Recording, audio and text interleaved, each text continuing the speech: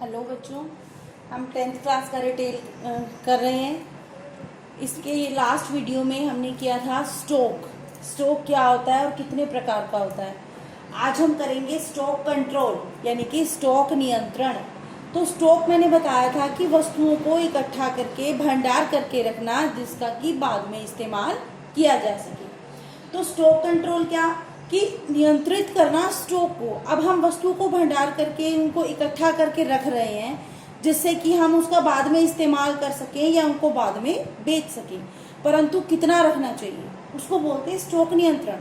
निश्चित करना, कंट्रोल करना कि हमें कितना स्टॉक अपने पास रखना है। तो जो ये स्टॉक है ना तो बहुत कम होना चाहिए और ना ही बहुत अधिक। अगर हमारे पास स्टॉक कम होगा तो हम ग्राहकों की ज़रूरत को पूरा नहीं कर पाएंगे। जैसे कि अगर हमारे पास स्टॉक कम रह गया, ख़त्म हो गया, तो कोई ग्राहक आएगा, वो डिमांड करेगा और हम उसकी मांग को पूरा नहीं कर पाएंगे।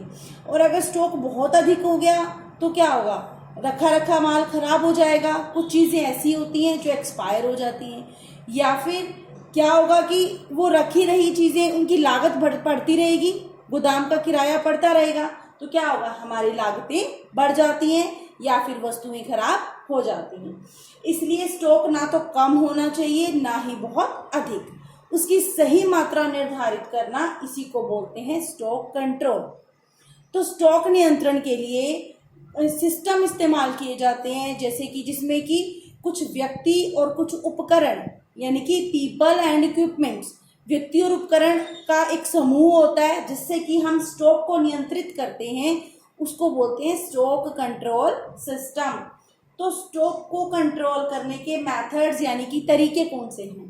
पहला है विजुअल कंट्रोल, दृश्य नियंत्रण। दृश्य नियंत्रण या विजुअल कंट्रोल क्या होता है कि इसमें जो स्टॉक मैनेजर है, जो स्टॉक का ध्यान रखता है, वो क्या करता है, वस्तुओं को देखता है, डेली जाकर उसको देखता है, आइडिया लेता है और उसी के हिसाब से नया ऑर्डर करता है। छोटे बिजनेस में इस तरीके का इस्तेमाल किया जाता है। जैसे कि कोई छोटी सी दुकान है, उसमें देखकर ही पता चल जाता है कि कौन सा माल कम है, हम उसी का नया ऑर्डर कर देते हैं। इसको बोलते हैं दृश्य नियंत्रण। दूसरा है टिकलर कंट्रोल। टिकलर नियंत्रण क्या होता है, किसी की मतलब बारीकी से अध्ययन करना या कोई नाजुक परिस्थिति या कोई ऐसा टाइम जिससे कि हम बचना चाहते हैं किसी भी मुश्किल से। तो टिकलर नियंत्रण में क्या होता है, हम स्टॉक के एक हिस्से को डेली काउंट करते हैं, गिनते हैं। किस लिए? ताकि स्टॉक में किसी प्रकार की कोई कमी ना आए। इसमें तो हम केवल देखते हैं, देख के आइडिया लगा लिया। जैसे कि रैक में वस्तुएं रखी हैं, रैक देखकर हमें आइडिया लग जाता है कि कौन सी वस्तु कम है, वो और मंगा ले जाती है। लेकिन इसमें गिना जाता है, सारे स्टॉक को गिना जाता है, सॉरी स्टॉक के एक हिस्से को गिना जाता है और उसी के आधार पर स्टॉक का जो नया स्टॉक है उसका ऑर्डर किया जाता है। तीसरा है click sheet control. Click sheet control क्या होता है, इसमें एक शीट होती है, एक पेपर, एक कागज पर हम स्टॉक से संबंधित सारी डिटेल लिखते हैं कि कितना स्टॉक हमने रिसीव यानी कि प्राप्त किया और कितना स्टॉक बेचा या फिर इस्तेमाल किया। तो एक शीट के द्वारा हम उस पर नियंत्रण करते हैं। शीट पे सब लिखा होता है, उसी से हमें पता चलता है कि हमारे पास अभी कितना स्टॉक है। अगला है स्टब कंट्रोल।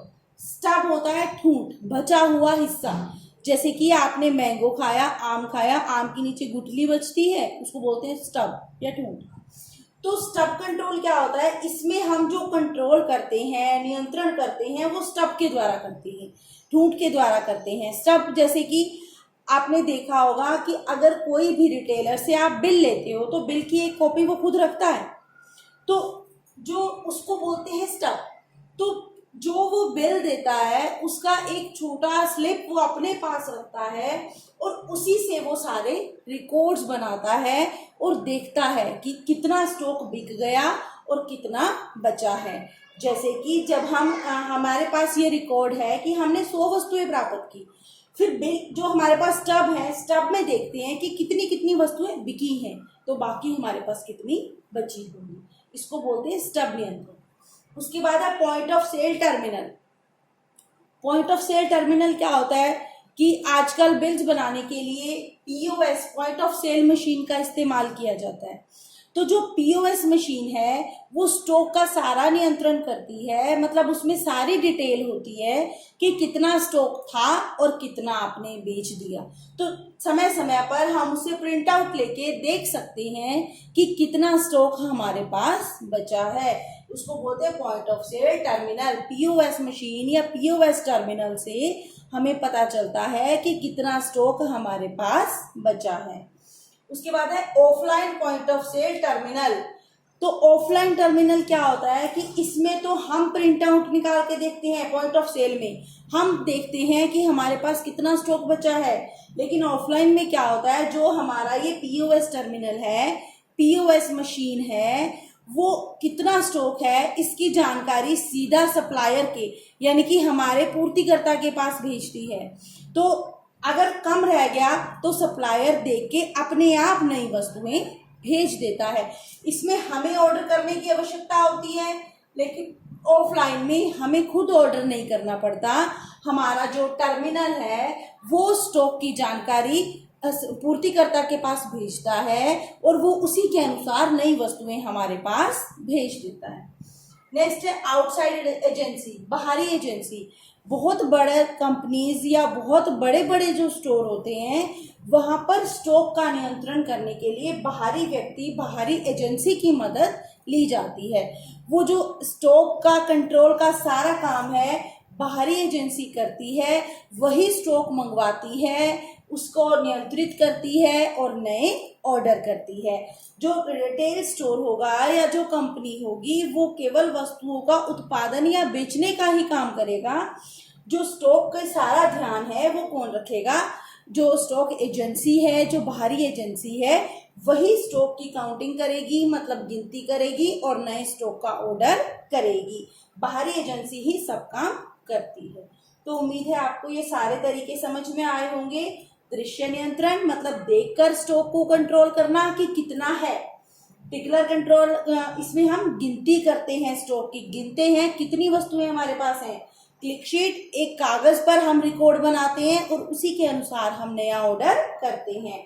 स्टब मतलब ठूंठ, यानी कि हम बिल का एक स्टब, बिल का एक हिस्सा हमारे पास होता है जिससे कि हम ये देखते हैं कि कितनी वस्तुएं हमने बेच दी और कितनी बची हैं। Point of sale terminal, POS machine, उसके द्वारा हम प्रिंट आउट ले सकते हैं कि हमारे पास कितना स्टॉक बचा है। इसमें ऑफलाइन में क्या होता है कि जो पीओएस टर्मिनल है वो संदेश सीधे पूर्तिकर्ता के पास भेजता है कि कितना स्टॉक है, और पूर्तिकर्ता अगर स्टॉक कम होगा उसी के अनुसार अपने आप स्टॉक भेज देता है। और इसमें हम बाहरी एजेंसी की मदद लेते हैं। बाहरी एजेंसी ही हमारे स्टॉक को नियंत्रित करने का कार्य करती है। Thank you.